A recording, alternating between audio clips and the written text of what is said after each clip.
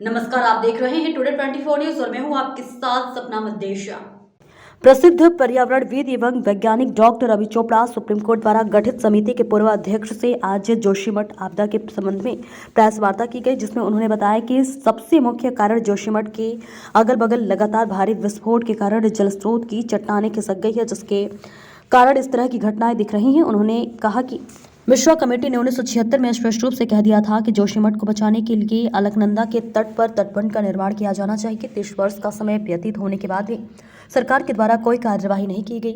उन्होंने स्पष्ट रूप से कहा है कि जोशीमठ में अनियोजित ढंग से बने मकानों का भी एक कारण हो सकता है।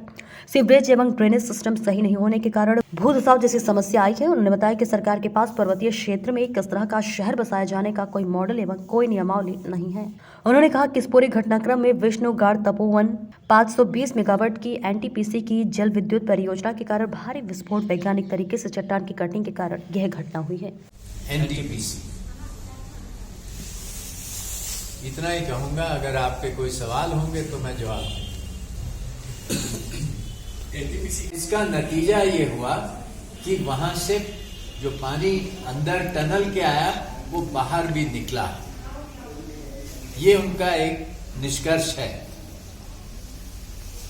फिर वो कहते हैं, अपने इसको एक्सप्लेन करने में वो बताते हैं कि यहाँ की चट्टानें जो हैं वो बहुत ही संवेदनशील और वीक हैं। इसके मेरी समझ से मैंने नीचे इनका एक्नॉलेजमेंट पढ़ा है और वो एक्नॉलेज करते हैं कि इसमें जो भी लिखा है ये डेटा एनटीपीसी और एलएनटी से मिला है। तो ये उसी परियोजना के कंसल्टेंट तीनों टाइम भारी मात्रा में पानी का रिसाव टनल के अंदर हुआ है, क्योंकि कुछ ना कुछ दीवार पंक्चर हुई, उसकी वजह से पानी आया। उस वाटर प्रेशर के जरिए के कारण नई दरारें चट्टानों में बनी। जो पानी आया हो उससे कहीं ज्यादा पानी जो है वो 7 फरवरी 2021 को टनल में घुसा है और उसका जो वाटर प्रेशर होगा उससे न जाने कितनी और दरारें बनी और पुरानी दरारें खुली। तो इसका असर तो वही होगा जो पहले हो चुका है, लेकिन उसका स्केल। और उसके बाद यहां पर वैज्ञानिकों ने नापा कि ये 3 किलोमीटर अंदर सेलंग से टनल गई थी और उसके बाद 700 लीटर प्रति सेकंड पानी का बहाव निकला है। दूसरी घटना फरवरी 2012 और तीसरी घटना अक्टूबर 2012। ये तपोवन की साइड से टनल आई, मशीन आई है। लगभग 5.8 से लेके 5.9 किलोमीटर। अब वो क्लियर नहीं है, ये चलिए सेलम से गई उसके विस्फोट वैज्ञानिक आपको क्या कह रहे हैं? एक तो वो कह रहे हैं ये सारा फॉल्ट जोन है। हम लोग एमसीटी के बगल में खड़े हैं, सबसे संवेदनशील इलाका है।